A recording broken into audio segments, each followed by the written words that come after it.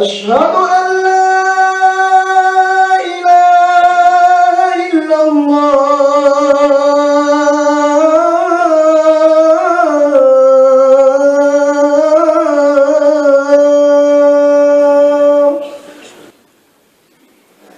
أشهد أن محمدًا رسول الله.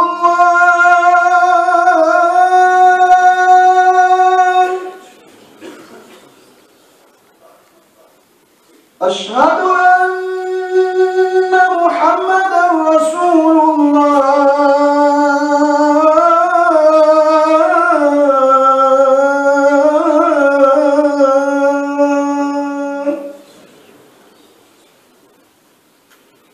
حي على الصلاة.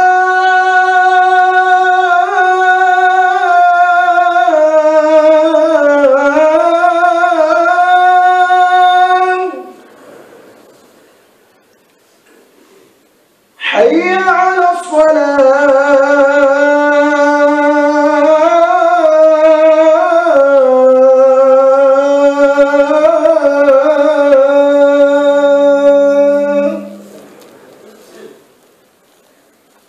حي على الفلاح.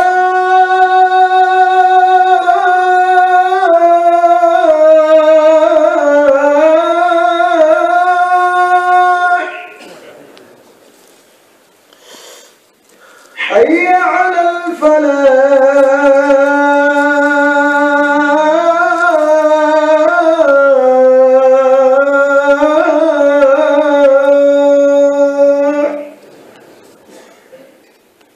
الله أكبر الله أكبر. لا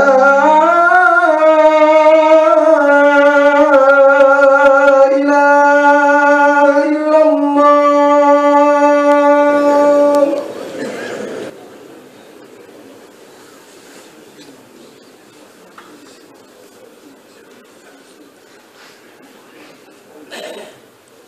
الحمد لله رب العالمين.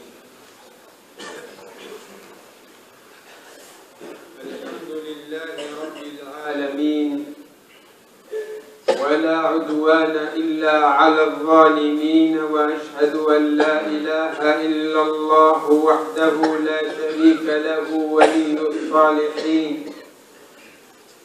وأشهد أن سيدنا محمدًا عبده ورسوله وصفيه وخليله، إمام الأنبياء وأمير المرسلين،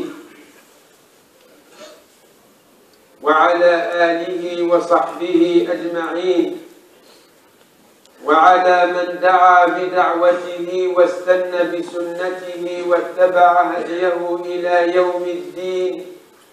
أيها السادة الأعزاء، يقول الله عز وجل في محكم تنزيله بعد أعوذ بالله من الشيطان الرجيم: بسم الله الرحمن الرحيم. إنما المؤمنون الذين إذا ذكر الله وجلت قلوبهم وإذا تليت عليهم آياته زادتهم إيمانا وعلى ربهم يتوكلون. الذين يقيمون الصلاة ومما رزقناهم ينفقون، أولئك هم المؤمنون حقا، لهم درجات عند ربهم ومغفرة ورزق كريم. آمنت بالله، صدق الله العظيم. أيها الإخوة الأحبة، أيها المسلمون الأكارم، إننا نعيش في عصر من الصعوبة بمكان. نعيش في عصر الحضارة، وفي عصر التكنولوجيا، وفي عصر العلوم، وفي عصر الإعلام الآلي، نعيش كما تعلمون بشكل عام في عصر الفكر، في عصر التدبر، في عصر التفكير. وكما تعلمون يا أيها الإخوة فإن التدبر والتفكير هو فريضة قرآنية مذكورة في كتاب الله عز وجل، لأن الكثير من الناس يظن أن الفرائض في الإسلام هي 5 فقط. كثير منا أيها الإخوة يظن أن الله فرض علينا فقط أركان الإسلام وأركان الإيمان، وهي الشهادة أو الشهادتان والصلاة والزكاة والصوم والحج. يقول لك أنا إذا فعلت هذا خلاص يكفي. وأنا أقول لك أيها المسلم إن الله فرض علينا أشياء كثيرة قد تكون أهم من هذا، لأن الصلاة والزكاة والصوم والحج هذه علاقتك مع الله، علاقتك مع الله. ولكن الله عز وجل في القرآن الكريم فرض علينا على الأقل في كل سورة آية واحدة تدعونا إلى التدبر والتفكير. يعني الإسلام دين عظيم يا إخوة، جعل من التفكير فريضة على كل مسلم يقرأ القرآن. إذا كان لا يقرأ القرآن هذا شيء آخر، هذا نعتبره أمي لا يكتب ولا يقرأ ولا يفهم. أما إذا كنت تقرأ القرآن ففرض القرآن عليك أن تتدبر فيه وتتفكر فيه. إذن فالتفكير فريضة قرآنية إسلامية ربانية. ولذلك أيها الإخوة ذكر الله عز وجل عناصر التفكير في القرآن ومشتقاته 224 مرة. الله ذكر التفكير في القرآن 224 مرة. ذكر كلمة البصيرة وهي بصيرة القلب والعقل، ذكرها 54 مرة. وذكر كلمة يعقلون 48 مرة. وذكر كلمة يتفكرون. المسلم شوف ذكرها كلها من جبل: يبصرون، يعقلون، يتفكرون. ذكرها 122 مرة يتفكرون، كلمة يتفكرون. Chers frères, la majorité des musulmans croient que les obligations sont limitées uniquement à 5 piliers, à 5 obligations. La shahada, la prière, la zakat, le jeûne et le pèlerinage. Or, c'est faux. L'islam ne nous a pas imposé que ça. C'est vrai, ça, ce sont des obligations individuelles. Chacun doit les accomplir quand il en a les moyens. Mais il y a beaucoup d'autres obligations qui concernent notre vie dans ce bas monde. Comme par exemple la méditation et la réflexion. Chers frères, chères sœurs, la méditation et la réflexion, ce sont des obligations coraniques mentionnées dans 224 versets, tandis que la prière elle est mentionnée dans 2-3 versets. La zakat, pareil. Le pèlerinage, pareil. Pour vous montrer l'importance de la réflexion, l'importance de la méditation. Pourquoi?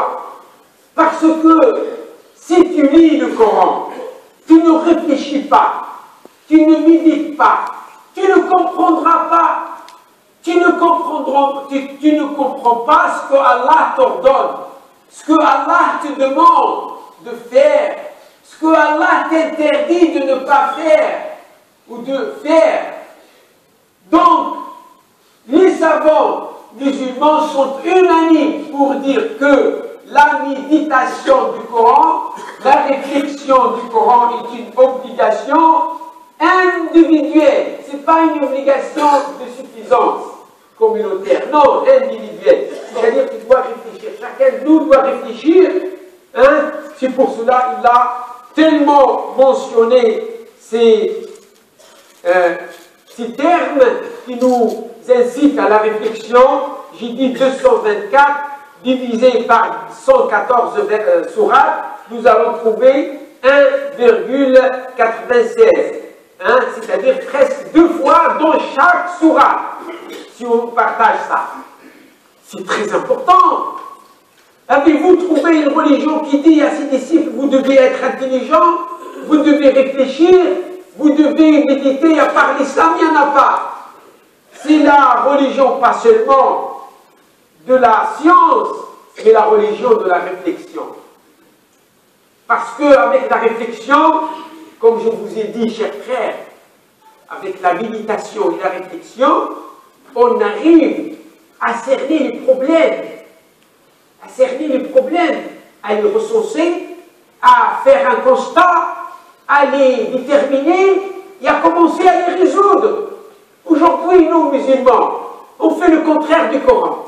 On ne réfléchit jamais. Allah, c'est la voix, Wallah, c'est la voix qui les emporte.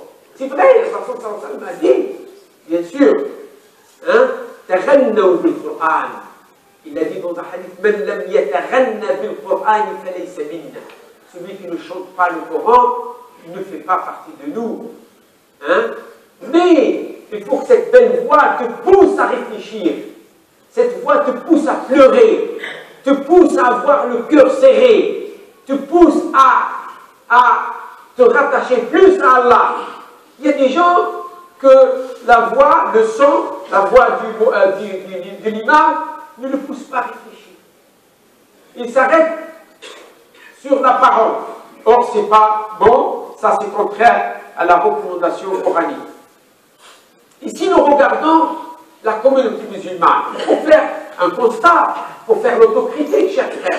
Moi, j'aime bien, c'est vrai, je vous dis que vous êtes la meilleure communauté parce que vous êtes la seule communauté qui prie 5 fois par jour. Vous êtes la meilleure communauté parce que vous êtes la seule communauté qui donne de ses avoirs. Vous êtes la meilleure communauté parce que vous êtes la seule communauté qui adore Allah tout le temps, qui pense à Allah tout le temps, mais ça ne m'empêche pas de vous critiquer, de nous critiquer, de faire l'autocritique. Sinon, on n'avance pas. On est meilleur dans des choses, mais on est mauvais dans d'autres choses. La réflexion, elle est loin de tout. Pourtant, la réflexion, c'est une obligation coranique. Je parle d'ici, je parle de la communauté musulmane en Europe. Si je vous parle de la communauté musulmane dans le monde musulman, ça c'est une catastrophe. Je ne parle même pas. Je ne parle même pas. C'est grave. C'est grave. Mais je vous parle de la communauté musulmane en Europe, au cœur de la civilisation, au cœur de la réflexion, au cœur du système éducatif très évolué, au cœur du système administratif très évolué, au cœur des berceaux de droits de l'homme, au cœur de la liberté individuelle et collective. Et malgré ça, nous gardons nos traditions, nos habitudes, nos mauvaises habitudes de là-bas. Même pas, on n'essaie même pas de prendre de l'Occident les bonnes choses, on prend que les mauvaises choses. Regardez bien dans une famille. Hein, dans une famille, comment on réfléchit? Hein, pourtant, les séances éducatives, il y en a tellement à la télévision, il y a la radio. Vous avez des centres où vous pouvez aller participer. Alors, si je fais un constat d'une famille, eh bien, quand je vais chez une famille musulmane, j'y vais beaucoup, eh bien, quand l'enfant il fait quelque chose, on lui dit non. Quand il demande quelque chose, on dit non. Quand il sollicite quelque chose, non. C'est ça la réponse de la maman et papa. Non, non, non, non, non, non. Et l'enfant, c'est de l'âge 0 jusqu'à l'âge 7, où il forge sa personnalité indépendante. C'est vrai, il faut qu'il y ait de l'autorité, mais intelligemment, pas avec la négation de sa personne. Regardez les bébés, les enfants. À force de lui dire non, eh bien, il veut se manger, soit il trône sa tête contre le mur, soit il casse quelque chose. Il en a marre de cette vie. C'est quoi ces parents-là qui savent dire que non? Au lieu de dialoguer avec le petit, lui expliquer, hein, doucement, il comprend, hein, le bébé, il comprend. Il comprend, il reconnaît les voix de la maman et du papa, même dans le ventre de sa mère. Il faut changer ça. On a des programmes éducatifs très évolués. Pourquoi on n'y suit pas? Ici, ça s'appelle la négation de l'autre. L'éradication de la personnalité de nos enfants, chers frères. Alors, le résultat direct, c'est ça. J'ai des statistiques, Inch'Allah, parce que je ne peux pas vous dire tout dans ce vendredi-là. Vendredi prochain, je vous donne des statistiques, des résultats de ce comportement. Vous savez, quand les parents disent toujours non, non, non, non à leurs enfants, hein, au lieu d'utiliser une autre méthode, ils disent toujours non, la négation. Alors l'enfant, qu'est-ce qu'il va faire? Il va faire tout en cachette. Et qu'il écoute. Il n'y a pas un cœur qui l'accueille. Il n'y a pas un foyer qui dialogue avec lui, lui montre pourquoi non. Pourquoi oui. Pourquoi pas? Tu lui dis oui, mais. Oui, mais explique. C'est mieux que de dire non. Non, ça veut dire que tu n'existes pas, tu n'as aucune valeur. Tu n'as aucune importance. Lisez comment le prophète se comportait avec Al-Hassan al-Hussein. Il les a imités. Je n'ai pas trouvé dans un seul hadith où le prophète ordonne de leur dire non. Où il leur a dit non. Même quand il monte sur son dos pendant la prière, il ne leur dit pas non. Agis. Pourquoi on est? Il y a des gens qui disent oh, moi je suis la sunna. Quelle sunna? La sunna, c'est le comportement. C'est de former des hommes, comme a fait le prophète. De former tes enfants. C'est vrai. Le jannaba ou le lihya ou tout ça, ça fait partie de la sunna, l'apparence islamique. Mais il ne faut pas s'arrêter là. L'éducation. Le Rasoul sallallahu alayhi wa sallam, en 13 années du message, a transformé des bergers, des bédouins, des chameliers, des gens violents qui gagnaient leur pain avec la violence. La guerre durait entre Arabes pendant 40 ans. Harb Dahs wal Ghabra, Harb al-Bassous, ceux qui connaissent l'histoire des Arabes. Il les a transformés en quoi? En maîtres de l'humanité. Il les a transformés en Abu Bakr, ou Omar, ou Uthman, ou Ali, Abu Dharr, Abu Huraira, Abu Ubayd. Il a massacré plein de musulmans. Comment il est devenu? Vous voyez? Et nous, on ne suit de l'islam que les apparences, de l'Occident que les mauvaises choses, hein, et on oublie le fond des choses. C'est l'éducation. Et le prophète, il nous a dit, sallallahu alayhi wa sallam, il nous a mis au garde, il faut le comprendre. Et la vraie sunna du prophète, c'est d'écouter sa parole et de la comprendre. Et il nous a dit, Inna Allah la yanzuru ila suwarikum wa la ila ajsamikum, walakin yanzuru ila qulubikum wa a'malikum. Ô croyants, Allah ne regarde pas sur vos corps, mais il regarde vos cœurs et vos actes. Qu'est-ce que ça veut dire? Ça veut dire qu'il ne faut pas s'arrêter aux apparences. Soignez son apparence, ça c'est clair, ça fait partie de la religion. Mais il ne faut pas s'arrêter là. Il regarde vos cœurs, c'est-à-dire vos intentions, et vos actes. Qu'est-ce que tu fais dans ce monde? Qu'est-ce que tu vas laisser aux générations futures? Est-ce que tu as participé à l'éducation de tes enfants? Si chacun de nous, regardez-nous, on a toujours, nous musulmans surtout, on a deux mauvaises choses. Soit la victimisation, et c'est mauvais pour l'évolution de la pensée humaine, de la réflexion humaine, hein, de la méditation humaine, soit la théorie du complot. Hein, parce qu'on est né sa vie avec la télévision. Qui t'a obligé d'ouvrir la télévision? Il y a un tel système, il est rentré même chez toi. C'est faux. Tu peux éduquer tes enfants. Parce que les systèmes, ça existe toujours. Dans l'histoire, il y a toujours des systèmes. Il y a du bon côté, il y a du mauvais côté. Et les gens, le fiscalisme, les gens qui n'ont pas la volonté de faire, de réfléchir, de trouver des solutions à des problèmes, ils disent ah c'est le système. Pourquoi? Pour motiver sa paresse, sa fainéantise. pour ne pas réfléchir. Or, si les membres de la famille, quand ils ont un problème d'éducation, ils se mettent tous ensemble, filles et garçons, maman et papa, ils mettent carte sur table, ils mettent le problème sur la table, ils commencent à réfléchir comment le résoudre. Il ne faut pas commencer par la punition, non. Réfléchir, comment résoudre ça. D'accord, ce problème, il vient de l'école, comment le résoudre? Il vient de la rue, comment le résoudre? Réfléchir. Les coups ne résolvent pas les problèmes. La violence non plus. Les insultes non plus. Le Coran allamana, le Rasoul allamana. Ou après le prophète, pas seulement le Coran, d'accord. Le Coran, on dit, d'accord, il est difficile. Et le prophète, il vous a montré comment pratiquer le Coran. C'est pas moi qui le dis, c'est Aïcha. Qu'est-ce qu'elle a dit? كيف كان رسول الله يا عائشة في حديث جابر قالت كان قرآنا يمشي على الأرض.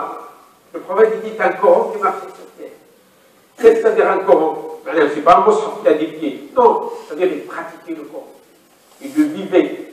Les Sahaba, quand ils ont vu le prophète vivre le Coran, eh bien, ils l'ont imité dans Akhlaq al-Qur'an, l'éthique du Coran, le comportement noble recommandé par le Coran, ils ont réussi. Aujourd'hui, si on prend les grands, ils ne réfléchissent pas, ils utilisent l'autorité, ils profitent, ils en abusent vis-à-vis des enfants, et les enfants ou les jeunes, ils abusent aussi du confort.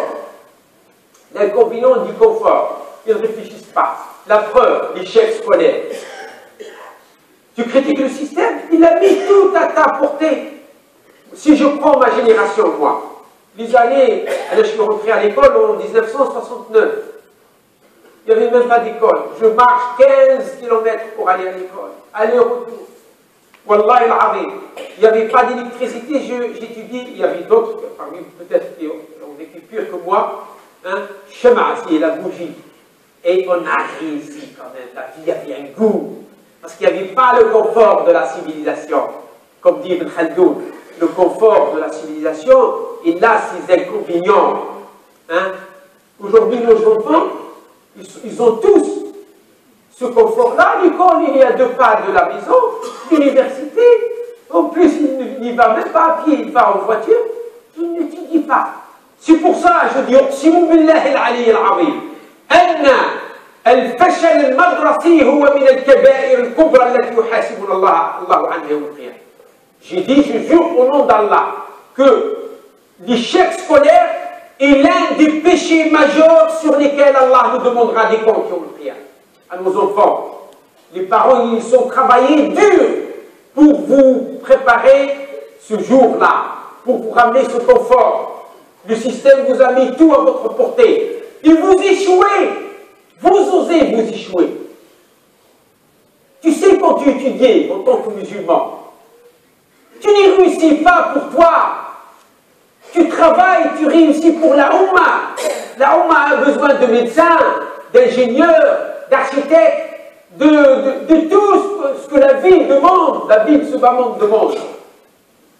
Pourquoi les Occidentaux ont réussi leur vie, bien qu'ils ont échoué leur religiosité, leur spiritualité? C'est tout ce qu'ils leur font. Même vous, aujourd'hui, quand tu te dis, regarde ces boueurs, comment ils font, tu me dis, subhanallah, ils leur font que la ilaha illallah Muhammad Rasulullah. S'ils disent la ilaha illallah Muhammad Rasulullah, ils iront au paradis parce qu'ils ont obéi au Coran. Concernant la dunya, ils ont obéi au Coran et à la sunna. Sans le savoir, comme je vous ai toujours dit, Goethe, un grand philosophe allemand, il a dit, au moment où le monde musulman était occupé par l'Occident, il dit, il viendra un temps sur l'Europe où elle professera un islam rationnel. Parce que l'islam, c'est l'aql, c'est la pensée, c'est l'aql. Et en effet, aujourd'hui, l'Europe, elle interdit l'alcool, elle interdit le tabac, elle interdit telle chose. C'est vrai que de l'autre côté, sous la pression des lobbies, de ces micro-lobbies, ces groupes-là, elle autorise des choses qui détruisent l'humanité. Mais bon, mais quand même, Goethe n'a pas dit faux lorsqu'il a dit que l'Europe, il viendra un temps où elle professera un islam rationnel. Sans reconnaître la religion, elle reconnaît le côté rationnel de l'islam et elle le pratique. Nous sommes prioritaires, chers frères. علماؤنا يعتبرون غياب التفكير في أمة من الأمم هو أكبر كارثة على الإطلاق.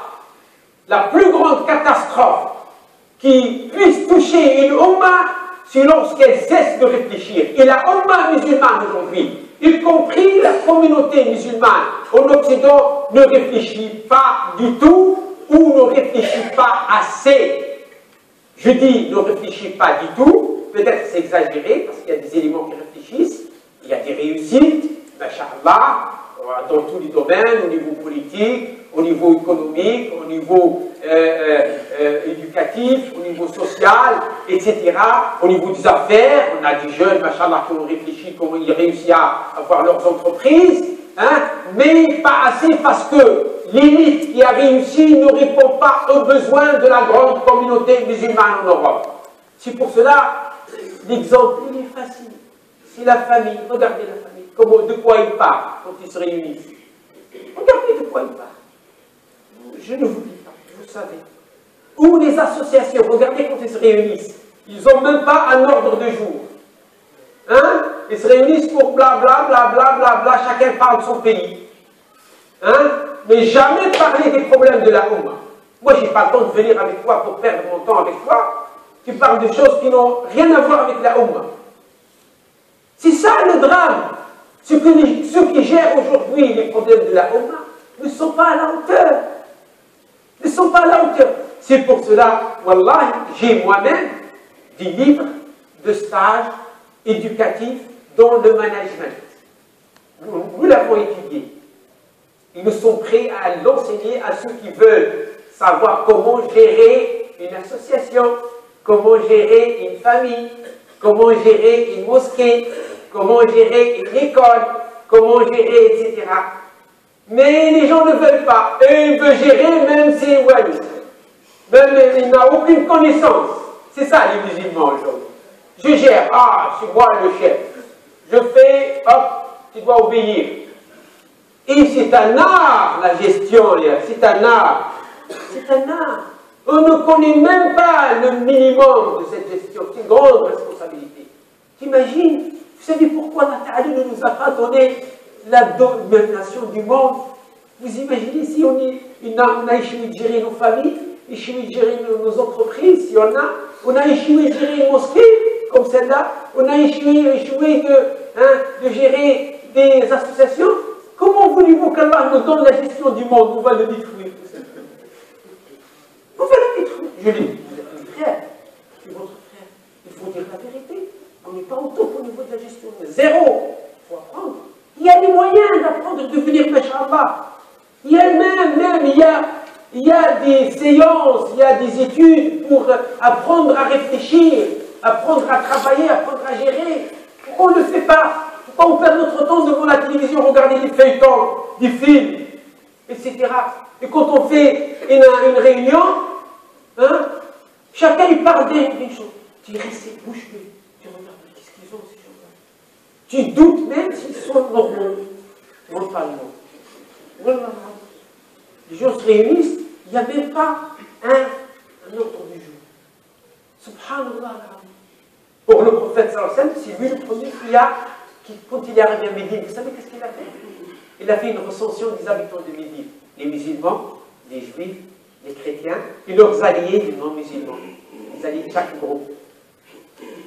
Ceux qui sont malades, ceux qui sont en bonne santé. Quel genre de maladie? Comme Médine. Hein? Sallallahu alayhi wa sallam, quand il fait une réunion, il met un ordre du jour pour le débat. Il ne faut pas sortir de ça. Tant qu'on n'a pas ça, on ne saura jamais, on ne réussira jamais à gérer nos affaires. Voilà, mes chers frères, je ne vais pas vous retenir plus que ça. Ça, c'est une partie d'un grand discours qu'on va continuer, Inch'Allah. Je ne l'ai pas fait en français, j'ai fait qu'en arabe. Ça durait quand même la recherche, parce qu'il y a des références, etc. Et Inch'Allah, pendant la formation de nos imams, Inch'Allah, nous allons introduire justement une séance importante. À sa tête, nous allons mettre un spécialiste par moi, parce que moi aussi je ne peux pas prétendre connaître tout, bien que j'ai quelques principes. À sa tête, un spécialiste qui va apprendre aux gens comment gérer, comment bien organiser le travail, comment aboutir. À un moment donné, vous avez vu que je vous ai parlé, comment planifier son travail pour aboutir à un résultat. Hein? Mais, Inch'Allah, ça, il faut l'étudier. Moi, je vous donne des points essentiels dans le... Hein? Des détails, parce qu'il faut étudier, pour changer sa vie, pour qu'Allah change ce qui nous entoure. Allah Azza wa Jalla nous dit « Inna Allah la yughayyiru ma biqawmin hatta yughayyiru ma bi anfusihim » Tu dois changer toi-même avant qu'Allah ne change ce qui t'entoure. والصلاة والسلام على سيدنا وحبيبنا وإمامنا وعظيمنا سيد الجن والبشر وعلى آله وأصحابه الميامين الغرر. اللهم إنا نسألك رضاك والجنة ونعوذ بك من سخطك والنار يا رب العالمين. اللهم اغفر لنا ولوالدينا وللسادة الحاضرين ووالديهم وللمسلمين أجمعين ولمن صنع معنا معروفا وصنعنا معه معروفا من المسلمين والمسلمات والمؤمنين والمؤمنات الأحياء منهم والأموات. يا ربنا اغفر لنا ذنوبنا كلها دقها وجلها أولها وآخرها علانيتها وسرها يا رب العالمين. اللهم ارحمنا فإنك بنا راحم ولا تعذبنا فإنك علينا قادر ونهينا بطون أمهاتها يا رب العالمين. اللهم انصر الإسلام والمسلمين وأعل راية الحق والدين وعليك بأعدائك أعداء الدين فإنهم لا يعجزونك يا رب العالمين. اللهم إنك قلت وقولك الحق وكان حقا علينا نصر المؤمنين. اللهم انصر المؤمنين الصادقين في كل بلاد يظلمون فيها يا رب يا أرحم الراحمين ارحمنا. اللهم لا تجعل الدنيا أكبر همنا ولا مبلغ علمنا ولا تسلط علينا بذنوبنا من لا يخافك ولا يرحمنا. واهد أولادنا واهد بناتنا واهد نساءنا ونساء المسلمين وأولادهم وبناتهم يا رب العالمين. واحفظهم من كل سوء واحفظ أموالنا وأعراضنا واشف مرضانا ومرضى المسلمين. سبحان ربك رب العزة عما يصفون وسلام على المرسلين.